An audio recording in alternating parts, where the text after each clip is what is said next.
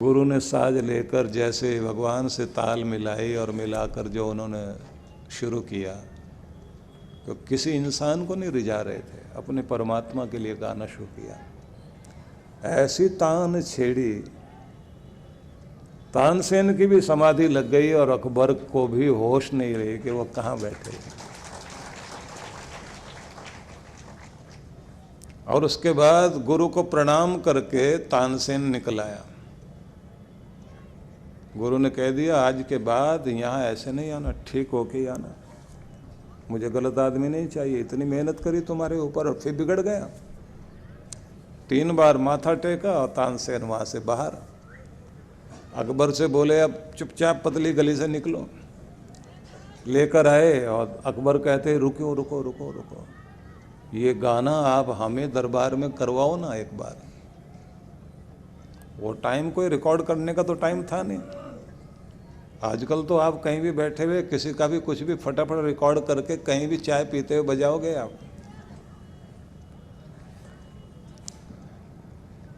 तानसेन ने कहा हुजूर कुछ भी नहीं हो सकता, मेरे गुरु को कोई प्रभावित नहीं कर सकता, वो तो परमात्मा के नाम से प्रभावित होते हैं।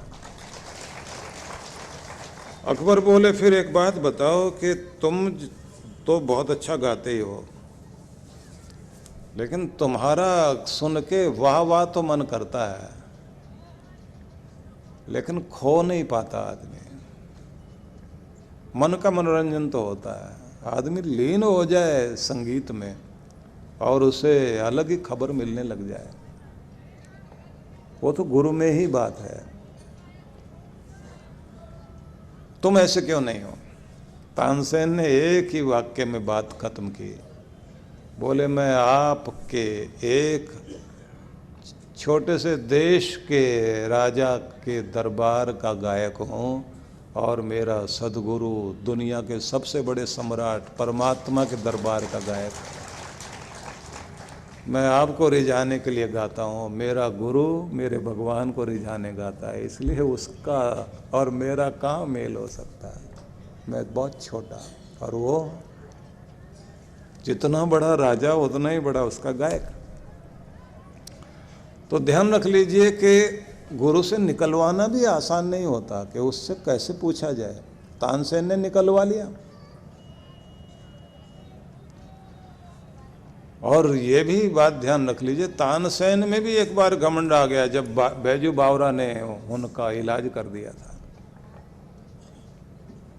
अब विषय ना बदल जाए, हम लोग तो कहीं और जा रहे हैं और कहीं और बात, लेकिन आप सुनने को उत्सुक हैं, जरा बताओ तो सही क्या हुआ था।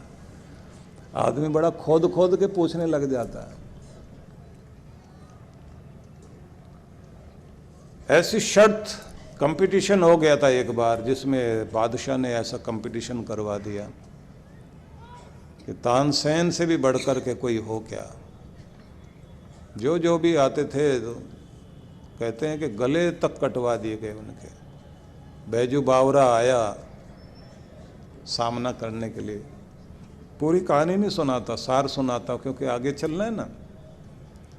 तो जब बैजू बावरा आया गाने के लिए तो बावरा ही था, दीवाना था भगवान का। उसने बैठकर साज हाथ में लिया। बादशाही हुक्म था कि जो हारेगा उसकी गर्दन कटेगी। बैजू ने स्वीकार कर लिया, गाना शुरू किया। ऐसा गाया कि सारी दुनिया ऐसे आनंदित झूमने लग गई। सबने कहा ऐसा तो गाने वाला दुनिया में नहीं देखा। तानसेन हार गया और उसके बाद बादशाही हुक्म था कि तुम जैसी सजा इसको देना चाहते हो, जिस तरह की, गर्दन काटना चाहो। बोले काटना तो हम भी चाहते हैं, लेकिन इस गर्दन में जो अकड़ है वो काटना चाहते हैं, बाकी गर्दन काटने की हमारी इच्छा नहीं है। कि तुम्हारे पास अगर भगवान ने कोई गुण दे दिया तो दूसरों की गर्दनें काटो मत और किसी को झुका के चोट मत पहुंचाओ। ऐसा कहकर के बैजू बावरा चल पड़ा। पीछे पीछे तानसेन रोता हुआ, तूने तो हमको गुलाम बना दिया। हम तो थोड़ा सा कुछ पाकर अहंकार में आ गए। अद्भुत लोग थे, लेकिन मैं आपको ये बताना चाहता हूँ कि भगवान श्री कृष्ण समझाते हैं कि गुरु से पूछना भी आना चाहिए, जिज्ञासा का भी तरीका होता है। उपदेक्षयन्ति ते ज्ञानम ज्ञानिनस तत्वदर्शिना। तत्वदर्शी ज्ञानी महान पुरुष जब सही कोई पात्र पूछने वाला होता है और सही व्यवस्था बन जाए, सही परिस्थिति बन जाए, तब वो जो अपना अमृत देते हैं वो ये आदमी की जिंदगी को धन्य कर देती है। इसलिए किसी को वो व्यवस्था करनी आए, शास्त्रों का मर्म उसी व्यक्ति को प्राप्त होता है जो गुरु के पास जाकर श्रद्धापूर्वक सेवा करते करते सही ढंग से जिज्ञासा व्यक्त करे और गुरु की दी हुई विधि के अनुसार अपने जीवन को चलाए। तो जब विधि पूर्वक व्यक्ति जीवन को चलाने लग जाता है, तब फिर ऐसी पात्रता विकसित होती है जिसमें भगवान फिर आपको चुनता है, स्वीकार करता है। आप लोग जैसे सत्संगी बने तो आपके दिलों में भगवान की चिट्ठियां जाने लग गई कि नहीं, तुम्हें इस तरफ चलना ही है। और जब प्रेरणा मिल गई तो 1000 काम छोड़कर भी आप आने लग गए, तो वो बुलाता है।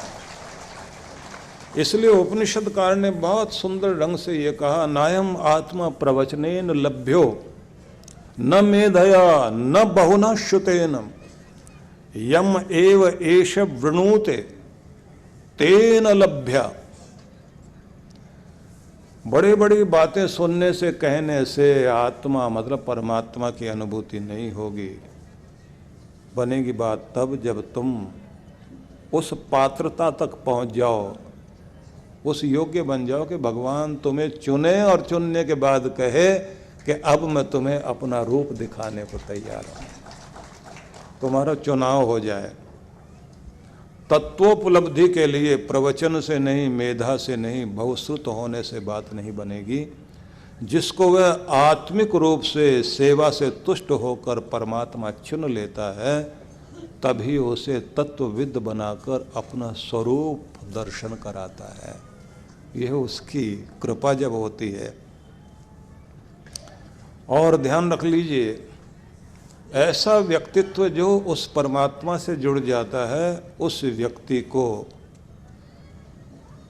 परमात्मा जब अपना रूप दिखाने लग जाता है तो वो युगों को बदलने की शक्ति रखता है। ऐसे लोग जो धर्मात्मा भगवान के भक्त होते हैं, खुद तरेंगे ऐसा नहीं, वो अपनी पीढ़ियों को तार जाते हैं। जिस कुल में होते हैं, संत तुकाराम के बारे में पढ़िए आप, संत ज्ञानेश्वर के बारे में पढ़िए। और ये महाराष्ट्र की धरती तो बड़ी अद्भुत धरती है। यहाँ वीर भी ऐसे हुए हैं कि ऐसे वीर जिनकी गाथा गा गा कर लोगों के अंदर रोंगटे खड़े हो जाते हैं। और यहाँ इस भूमि में ऐसे ऐसे संत महान पुरुष हुए हैं। सावंता माली, सेना नाई, यहीं इसी धरती पर तो सब हुए हैं। गोरा कुमार यहीं हुआ, महाराष्ट्र की धरती पर ही इन महान पुरुषों ने जन्म लिया। यहीं पर संत ज्ञानेश्वर हुए, यहीं तुकडोजी महाराज हुए, यहीं संत तुकाराम हुए, एकनाथ महाराज भी यहीं हुए, समर्थ गुरु रामदास की कृपा भी यहीं मिली, इसी मिट्टी को मिली। ये महाराष्ट्र की धरती संतों की कृपा दृष्टि प्राप्त करती रही। इसलिए तो समर्थ गुरु रामदास की शरण में जब रहे ना छत्रपति शिवाजी,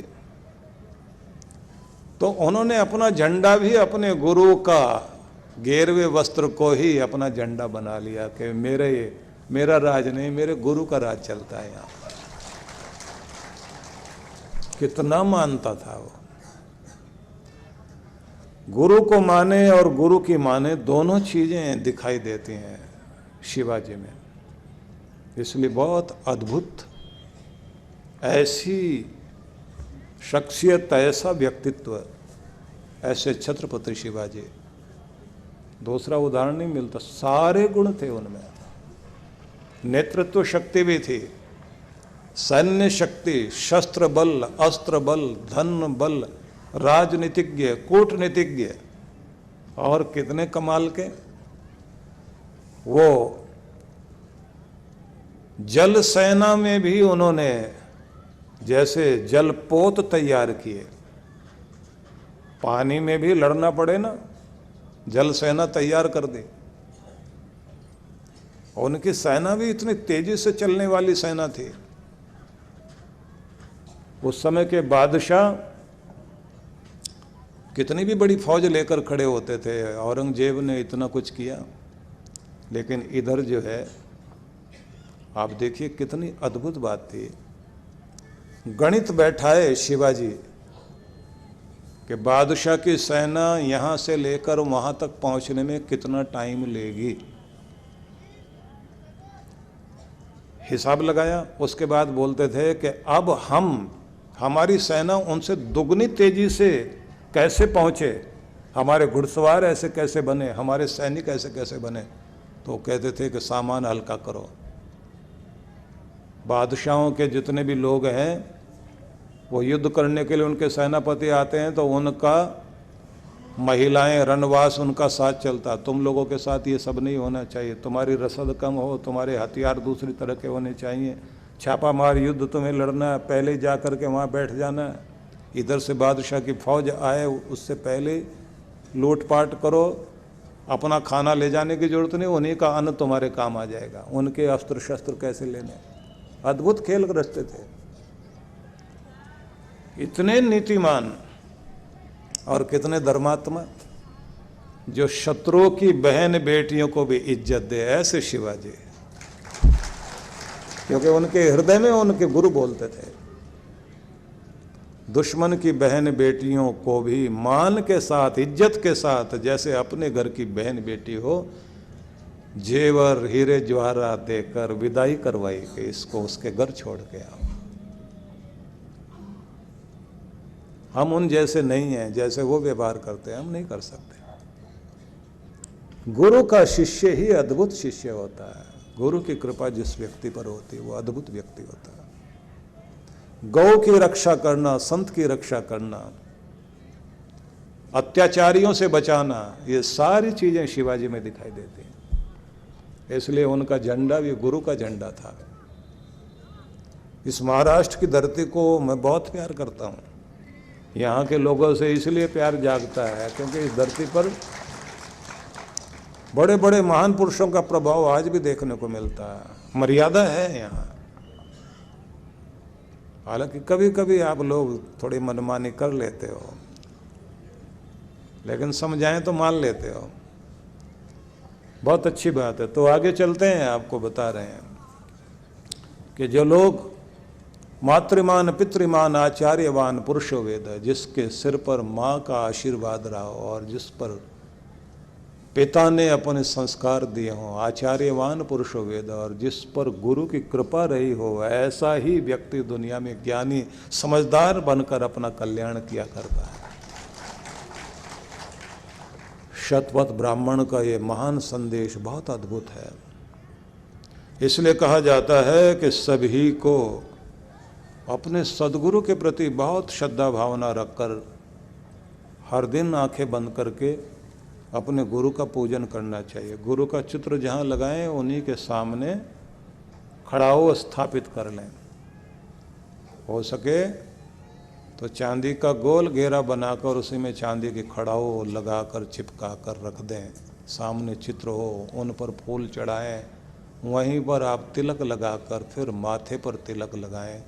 गुरु से आशीर्वाद मांगे कि मुझे सद्बुद्धि देना, ग्रहों की अनुकूलता देना और मेरे घर में बरकत देना और मेरी भक्ति फलवान बन जाए, मेरा कल्याण हो जाए, इसी जन्म में मेरा कल्याण हो। नित्यानंदम परम सुखदम केवलम ज्ञान मूर्तिम द्वंद्वातीतम गगन सदृशम तत्वमस्यादि लक्ष्यम एकम नित्यम विमलम अचलम सर्वधि साक्षिभूतम भावातीतम त्रिगुण रहितम सद्गुरुम तम नमामि। ऐसे सद्गुरु को प्रणाम, जिनकी शरण में रहने से नित्य प्रति व्यक्ति को परमात्मा का अमृत आनंद मिलता है, जो ज्ञान की मूर्ति और समस्त द्वंद्वों से रहित व्यक्ति को भी द्वंद्वों से ऊपर उठना सिखाएं, मतलब सुख दुख मान अपमान इन सब के बीच संतुलन बनाना सिखाएं। गगन सदृशम, जो आकाश की तरह सब जगह दृष्टि रखते हुए सब पर कृपा बरसाते हैं। मतलब गुरु को ये करना होता है कि जब वो सुबह बैठकर अपने ध्यान में बैठते हैं तो आकाश में सभी अपने प्रेमी भक्तों का स्वरूप देखे, उनका ओरा पकड़े और अपने प्रकाश से उन सब पर प्रकाश देते हुए उनके भाग्य में अनुकूलता बनाने की कोशिश करें और उनका दुर्भाग्य तोड़ने का प्रयास करें, उनकी भक्ति जगाए। इसलिए कहा एकम नित्यम विमलम अचलम, वही एकमात्र नित्य पवित्र जो नहीं बदलता, लेकिन सर्वाधि साक्षीभूतम, सर्वधि साक्षीभूतम मतलब वह साक्षी होकर सब कुछ देख रहा है,